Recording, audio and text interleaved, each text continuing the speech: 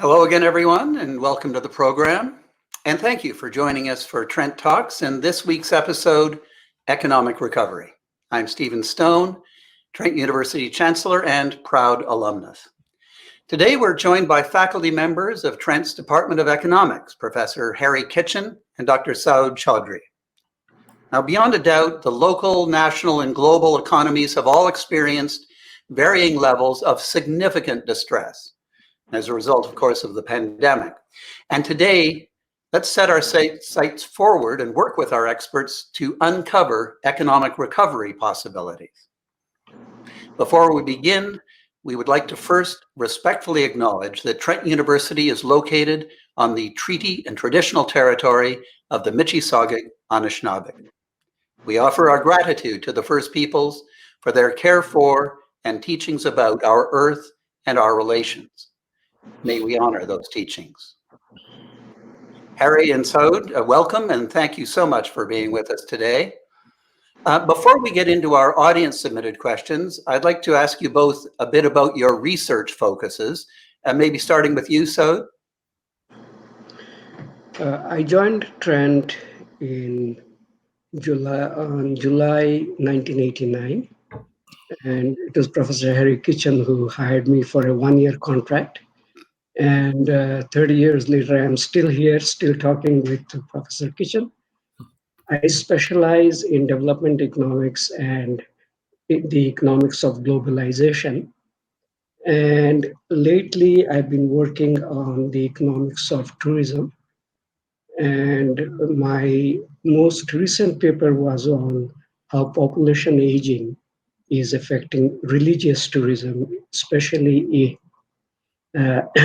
Southeast Asia. And so it's all about how in a rapidly changing world and population aging and growing prosperity in the Asian countries, especially the densely populated Muslim countries, what are Saudi Arabia's prospects for moving away from being a mono economy to a more diversified one that depends very heavily on religious tourism. That sounds fascinating. And so, like you, Harry has played an important part of my life. Some of our audience will know that, Harry, you were my economics professor way back in the mid-1960s, and that was a wonderful experience. Yeah. But could you tell us about your research focus? Well, thank you, Stephen. It's always good to catch up with you, and I do remember those times in the same class very, very fondly. I've spent most of my career working on issues in taxation, government structure, expenditures, and anything related to essentially local government. It also included federal and national, much of it in Canada, but I've been involved in projects in China with the World Bank and in Russia with the Canadian government when they were helping the Russians set up their institutional structure when they were coming out of the communist system back in the early 2000s. Those were interesting times. Over my career, I've authored or co-authored 12 books, a number of published articles, a number of monographs, a large number of reports. On 2 occasions, I was appointed commissioner by the provincial government to review regional government in Ontario. Each time was a one-man commission. The first one was 1980-89 in the region of Niagara, and the second one was in 1999-2000 in the county of Victoria, which now is the city of Kawartha Lakes. I guess all of this work was culminated in 2013 when I was awarded a Queen's Jubilee Diamond Medal for research and policy analysis in local government issues. So it was an area when I started in the 1970s looking at this, there was really no economist that I knew of, at least at that time, taking a serious interest in local government. It was becoming apparent to me that cities were going to become pretty important in the future. And of course, they obviously have become very important. And I decided there were a number of issues should be addressed and challenges that they faced, and sort of dug into that area, and it became a very productive area for me. Oh, wonderful. Well, thank you both. And let's just move right away into our audience submitted questions. And so let's turn to you first. Apart from fear of the illness itself, The economy seems to be a primary undercurrent driving many of our COVID conversations. And on the one hand, there's the desire to reopen businesses, to restart the economy. And on the other, arguments that restarting too quickly could have a boomerang effect and might in the end actually hurt the economy. And I guess on the other hand, failing to restart perhaps in and of itself creates mental health and follow-on physical health stressors. In any event, a lot of scrutiny on our economic system and responses. Could you maybe elaborate why and how the economy is taking center stage? Well, whenever you have something as grave and serious as the current pandemic, the economy is bound to take center stage. We have almost 6 million Canadians who are out of work, and that is almost 10% of the entire workforce. People are worried when they look at the numbers. The numbers are frightening. For instance, the earlier estimate of the deficit was that it would be $34.4 billion. And now it has been revised, and the revised figure is 343.2 billion. This is the largest deficit since World War II. As a result, the federal debt has grown, and for the first time, we'll be looking at a debt figure that is in excess of $1 trillion. It is going to be $1.2 trillion, up from 768 billion. So these are huge numbers. We are told that the pandemic has been hardest on the service sector. And so a service sector recession appears to be brewing. The ground zero for the pandemic appears to be face-to-face services. When we are talking about face-to-face services, we are talking about people who work in restaurants, people who work in bars, people who work in nail salons, and these are our most vulnerable workers. These are low-paid jobs. These are tip-based jobs, little or no benefits. And so when you're looking at these jobs, the problem is, so far the only solution that we have to the pandemic is remote work. But remote work is something that you and I can do. Someone who is a salesperson, he or she has to face the customers. So, and as soon as you come face to face with the customers, you are putting yourself at risk. So you find that people are hesitating going back to work, even though they have to go back to work. So I can understand why people are so worried. The economy, the numbers coming out are really scary. We never had to worry about a debit that would go to the numbers that it has grown to. We had never dreamed that we'd be looking at $1 trillion debt. How do we handle all that? Well, and Harry, turning to you, and maybe let's focus at the local level. Economic recovery is very much top of mind. However, it's not always the dominating thread or story in the pandemic dialogue. Could you add some context as to why this is? Sure. I would go along with Saud. I will take a much more positive, optimistic and positive look on the deficit and the debt than Saud did, but we may want to address that now, or we can do it later. I think when you turn to the local economy, I mean, in my view, the virus is the economy. The economy isn't going anywhere until we get the virus solved. And so if you sort of think, I think the U.S. have got this quite wrong. I mean, I think the president down there is behaving very foolishly, if he's behaving anyway at all. What's happened is they seem to be trying to think the economy can come back without the virus. Well, it's not going to happen. In fact, I was just reading some news on the internet this morning coming out of the U.S. that a large number of the U.S. cities that have opened up now want to close down again. And I think this is a clear example of what happens. If you don't get your virus under control, you're not going to get the economy under control. And Saud's right. I mean, the critical issues here are around the service sector, I believe, restaurants, bars, entertainment, even retail. Most of the people in my age group, I'm in that vulnerable age group, most of the people do not want to go into shops. We order online or drive, run in, run out, handle very quickly.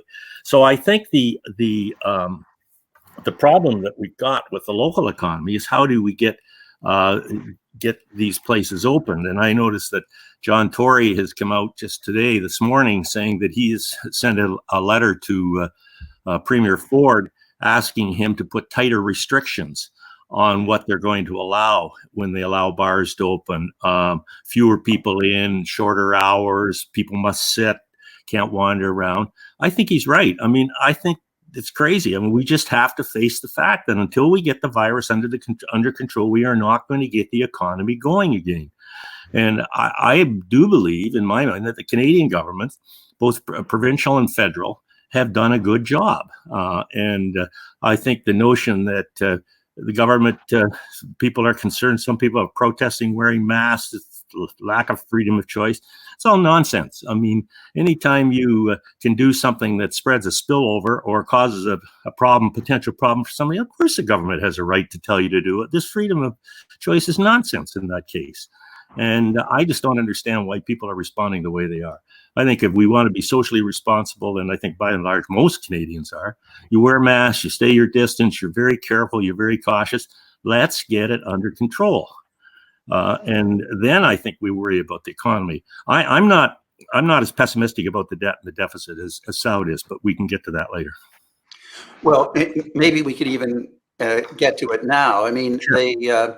You talk about a slow reopening, which is clearly what we're doing and seem to be doing successfully, fingers crossed. But that means, of course, that we need to support businesses who can't reopen. And since the shutdown, the federal government has launched a number of stimulus projects for businesses and families and First Nations communities. Is this short-term support that many people need, building a long-term problem or even a crisis for the federal deficit and the federal debt? Can the country handle this? And maybe Saud, go to you first, and then Harry, I know you want to chime in also. Yeah. Okay, before I go into that one, there's one thing that I would like to add to what Harry just said. Harry is absolutely right about the service sector and people returning to work. But the interesting thing I found is that we are still on the learning curve when it comes to confronting the crisis. Yeah. So the CERB, and one of the strangest things that we have noticed is that the CERB is contributing to unemployment at a time when we already have huge unemployment. Why? Because, again, you come back to the service sector, face-to-face services, people are worried about facing their customers. And as they choose to stay at home because they have the support from the CERB payments, it is making the unemployment situation even worse. And the Canadian Federation of Independent Businesses, it said that 1/3 of its members are having trouble staffing up. So we are still on the learning curve. We find that we are running into unanticipated problems here and there. Now, coming back to your main question, which was about the stress test. And yes, what I meant was that the numbers are terrifying. And when you're looking at the projected deficit, and the IMF says that no other major advanced economy has recorded such a huge fiscal upswing, of course, we get worried. The other thing is, if you're just looking at numbers, Harry is right. You can't just look at numbers. But if you just look at numbers, you're bound to have nightmares because just look at another ratio. The debt to GDP ratio used to be 30%. And because of the COVID crisis, it will now jump to 49.1%. So coming back to your question, is this sustainable? Have we passed the stress test? The good news is, I'll say yes. It is a qualified yes, but there is a reason for that. If you look at the early 1980s, in the early 1980s, the Canadian government was paying interest rates 12 to 14%. So if we had those rates now, the debt servicing today would amount to anywhere between $20 and $24 billion annually. But right now, interest rates are at only 0.6%. The good thing that the government is doing is it is trying to lock in these historic low interest rates so that future payments will remain contained at $1 billion. If we can contain future payments at $1 billion, the reason being that we are looking at historic lows when it comes to interest rates. The reason being that the Bank of Canada has been very aggressive cutting interest rates. So if we can keep it at $1 billion, yes, we can roll over this debt over the next 10 years and eventually pay it. So doomsday is not around the corner. It is still manageable. And that gives us reason to be hopeful about the future. And Harry, do you agree with Saud on that? Yeah, I'm just going to add a little bit to it. Saud talked about the ratio of debt to GDP is going from 30 to 49%. If you go back to the early 90s, it was 60-some%. So we're still well below what it was in the 90s before we started rating. Let's just take a look at servicing the debt. If you take a look at that, Saud said about 0.6%. It's hard to figure out what government rates are what the government is paying on money borrowed, but it looks like it's around 1 to 1.1% on long-term bonds. And if you take a deficit of 350 billion, say, and you could talk about that, then you've got an interest charge of 1%. It's not huge. It's 300. And if you go back, let's just take a look at what the HST, the harmonized sales tax, raised. And the harmonized sales tax is made up of two components. It's the GST, which is a federal portion, the goods and services, which is 5%. And then onto that is the provincial sales tax, depending on what it is in each province. In 2019, as close as I can gather, the GST portion, the federal government's GST portion, was about $40 billion. So that's about $8 billion for each percentage point. Now, if you take a look at financing a $1 trillion deficit, if you rolled all your debt in it, let's say at an average of 1.1%, you would be looking at raising up $11 billion. 1 percentage point of the HST raises $8 billion. Back in 2006, 2007, the Conservative government lowered the federal part of the GST from 7% to 5%. Mistake in my view, a mistake in the view of most economists I know who looked at this. The HST or the GST is a very good tax. In fact, probably captures much better activity than the income tax, where there's a lot of cash exchange for jobs done and not reported. But when you buy products as a sales tax, you have to pay tax. So if you looked at that and what the government's going to have to face, and we all have to face, we're going to have to raise tax. The government's going to have to raise taxes. Where should they do it? Well, the federal government should start by raising the GST part. So if they were to raise that GST by 1 percentage points or 2 percentage points, there would be a little bit of a reduction in economic activity, perhaps, but not much. They could very easily cover the interest costs on the debt. And of course, they could pay the interest costs on the deficit. So if they do this carefully and over time, then the debt as a percent of GDP as the economy grows will diminish. So I don't know that this is such a serious problem. I mean, we had to do something to combat the virus. We had to, and the government had to initiate policies. Saud's right on the case of the CERB. The CERB was brought in, and it's a sort of lump sum payment, and you get $2,000, as I understand it, a month, as long as you make less than $1,000. Well, a lot of people have probably said, you know what, I'll just take the $2,000 and forget it. This could have been scaled, could have been done better. I think it could have been scaled on a percentage basis. For every extra dollar you earn, you lose 15% or 20% of a dollar, 20 cents of a dollar that you would get in the form of CERB. You could scale it, and perhaps the design of it wasn't as useful as it should have been. The wage subsidy seems to have a better design and better use. But I don't think that, I think governments were in a hurry. They had to do something. It was an unknown future, and they confronted it.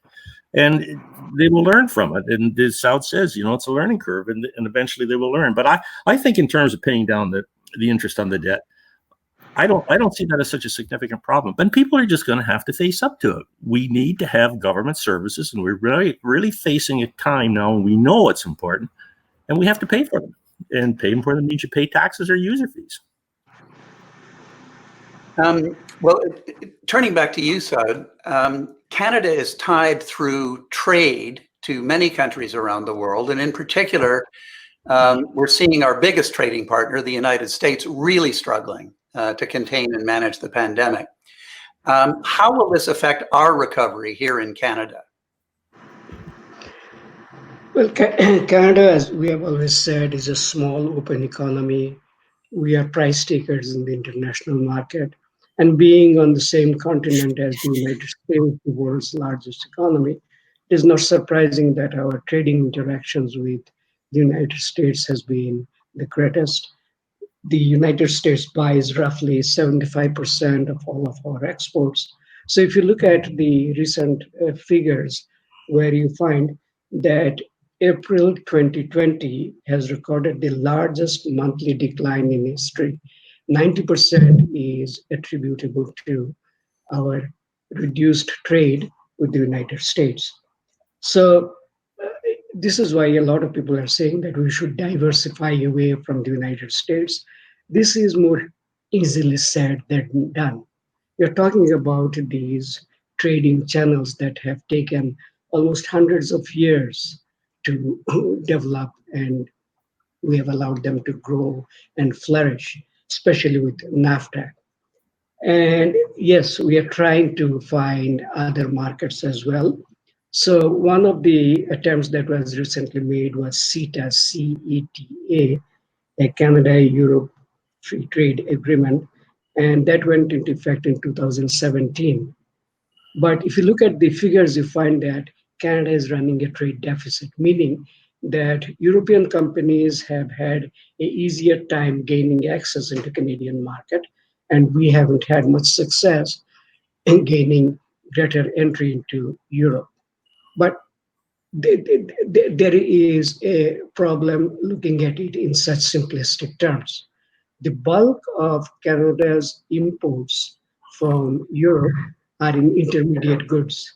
Intermediate goods, better, cheaper and better intermediate goods that were used to produce final goods in Canada, which were then again exported to the United States and elsewhere. So our export earnings were going up when you're looking at our exports to the United States and elsewhere, whereas we're looking at a trade deficit in our trading interactions with Europe. So when you look at things on a bilateral basis, in a multilateral trading arrangement, you're bound to make mistakes. The Europeans did contribute to the surplus that we are seeing in our trading interactions and relationships with the others.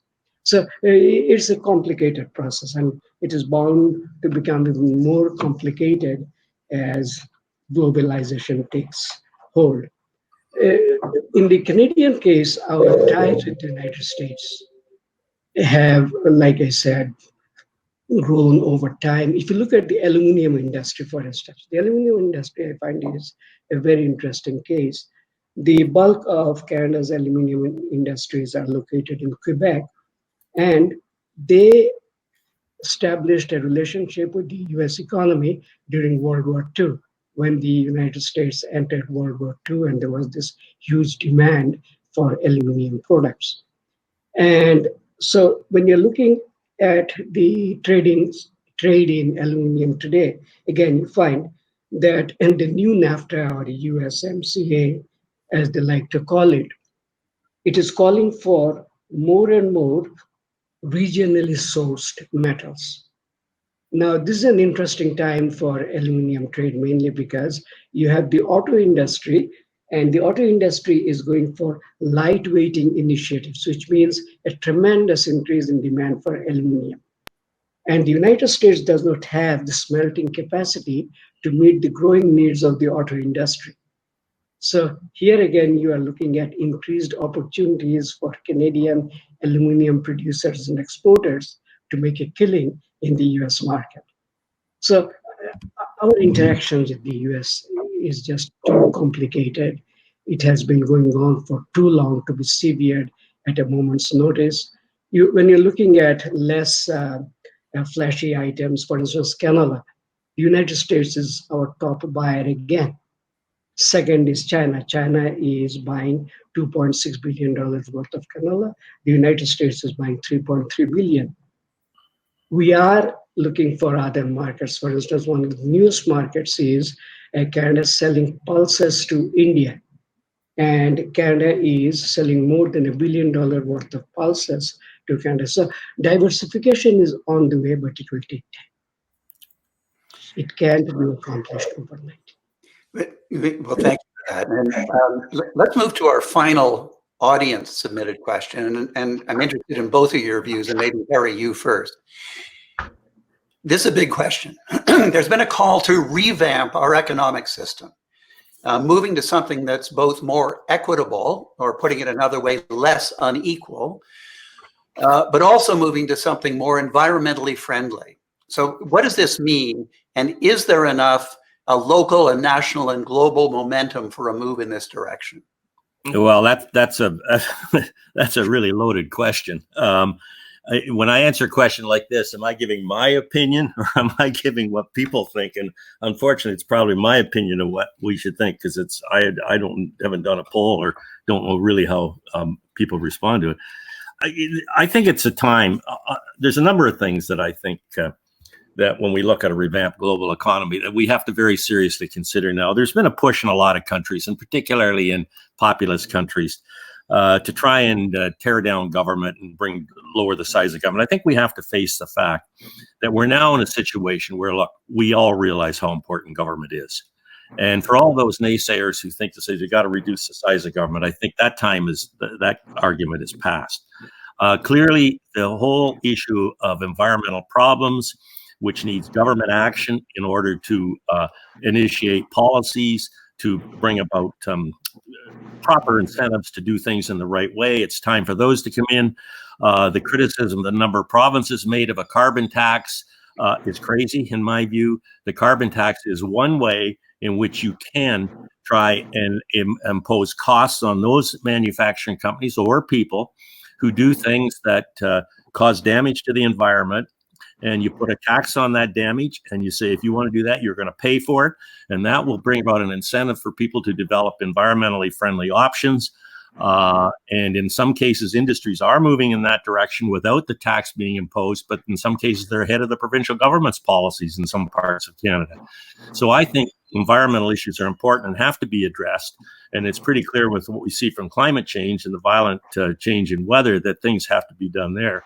I think another major concern is income inequality that exists in countries. And this really does have to be addressed pretty significantly. There's been a call now on the minds of some people for what they call a guaranteed income. And that's not unreasonable. I remember back in the late 1960s that there was a move afoot in Canada to introduce what was called a negative income tax. Well, a negative income tax is essentially a guaranteed income, because what it does, it sets a threshold and says if your income's above that threshold, you pay a tax. If your income's below that threshold, you get a transfer from the government. So essentially that has reemerged. And there was an experiment taking place in Ontario, set up, I believe, by the previous Liberal government to run experiments on the guaranteed and see what impact it had. And that was canceled under the current administration, which I think was wrong, because if we don't know what the impact is going to be, how are we going to say whether it's good or bad in the long run? The federal government back in, I believe it was the late 70s or 80s, initiated a pilot project. And I think part of it, the experiment was conducted in Manitoba, and it was on a guaranteed income to see what impact it had. But for some reason, which is I'm not familiar with, the program was canceled partway through because I think they lost the contact of a lot of participants or something. I'm not sure what happened on that, but that's got to be looked at. So I think that we have to think about paying higher taxes and better structured user fees. I've already said my piece on the HST. I won't go that. I think we have to take a look. I've written a bit on this in the last 2 years, and I've taken, I had about 30 or 40 radio stations that had me on for telephone calls in. Think we got to take a look at the way cities finance some of their services. A lot of the things for just blanket senior discounts have got to be reevaluated. If you take a look at the percentage of poor people in the different age cohorts in Canada, the lowest percentage of the poor are in the seniors category, the highest percentage in the working age category.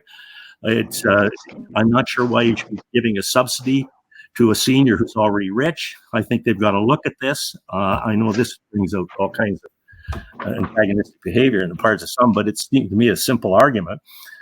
They have to reevaluate those things. Cities are in huge deficit this year because a lot of them are losing a lot of money in their transit system because they still run the transit system. In some cases, it's free. In other cases, there are very few riders. Well, you still have costs to carry, but you're getting a lot less revenue. So they're facing a shortfall in money. The whole workplace thing is changing. It was my son, for example, used to work in Toronto in one of those high-rise towers, and he was told a couple of years ago he was working from home, so he bought a place out in south of Peterborough. There was an argument or an article rather in the Globe and Mail. I think it was a week ago, last Tuesday or Wednesday, almost 2 weeks ago now, that talked about real estate in St. Catharines, the Niagara region. The number of people moving out of Toronto, moving down there because they're working from home now. This has an impact on cities. I mean, the downtown part of cities, particularly cities like Toronto, Calgary is already facing the problem, but Toronto, where you got a lot of commercial property pays a higher property tax rate than this residential property. If these commercial properties are no longer occupied, then taxes go down. So there's tons of things that have to be looked at. But I think the huge issues are, what are we going to do about combating growing income inequality? What are we going to do about the environmental issues, both of which I think are extremely important. Well, and so I'll give you the last word. Is Harry going too far, or are you in alignment with him, or what are your thoughts?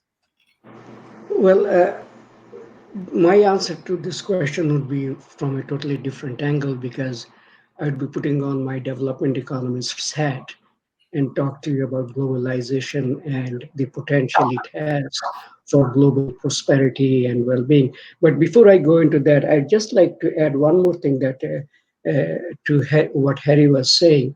Harry makes a very important point about housing at the local level. And I think one other problem that we are not paying sufficient attention to is stemming from the government's policy to allow mortgage deferrals. So mortgage deferrals could pose a problem in the future, mainly because you're talking about almost 15% of mortgage holders in Canada having taken advantage of this mortgage deferral program. Now, mortgage deferral does not mean mortgage forgiveness.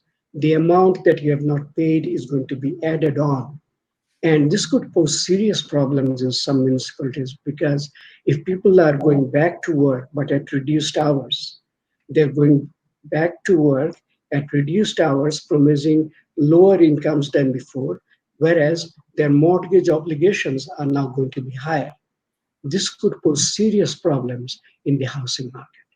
And when you're talking about smaller cities, if a lot of people are unable to afford their homes anymore, you can imagine the kind of disastrous situation that we'll be seeing in the real estate market.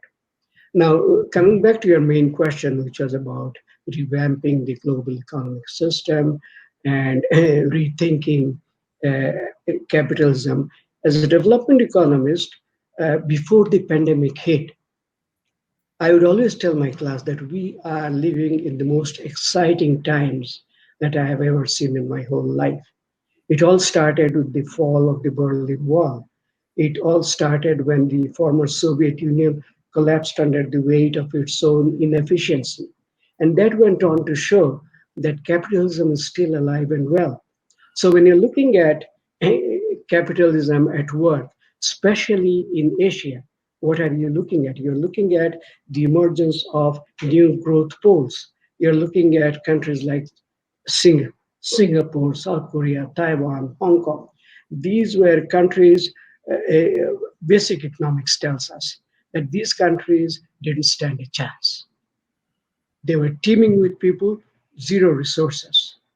But look at what they have done. They allowed foreign capital into their shores, and as soon as export processing zones were set up, these countries became the newly industrialized countries. We call them the fire-breathing dragons. And then almost like magic. You find that these fire-breathing dragons started to breed baby dragons of their own. And so you had three new dragons coming up: Indonesia, Malaysia, and the Philippines. And now we have so many baby dragons all over the place. Why does growth in the rest of the world matter? It matters because we're talking about a time when we have finally figured out a way to share prosperity. Almost one third of all the growth that took place in the Clinton years has to be attributed to US increased exports to the East Asian economies. So what we are looking at is a world that is transformed. I know I'm going a little overboard here, but I'll just finish with one very interesting line that I always remember. And this was by Malcolm Fraser, the former Prime Minister of Australia. He said that the Mediterranean was the sea of the past, the Atlantic is the sea of the present, and the Pacific is the sea of the future. So I'm very optimistic that once the pandemic is over and we are back to where we were before the pandemic hit, and if we allow globalization to run its course, more and more people in the Asian countries, in Africa, will be able to bring them out of poverty into prosperity. Well, thank you both. I really hope we can have you both back sometime later on, because everything you've said sort of generates even more questions, and it really is so engaging what you're coming up with. So thank you both for spending your time with us and giving us your valuable insights today. And thanks also to everyone at home for joining us.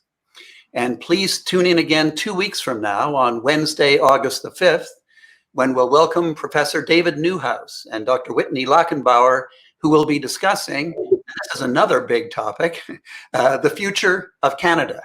That'll be fascinating. In the meantime, let's keep the conversation going by submitting questions for our next installment and continuing the general discussion on social by using the hashtag TrentTalks. Until then, be safe, and please always remember, you are not alone. Goodbye for now.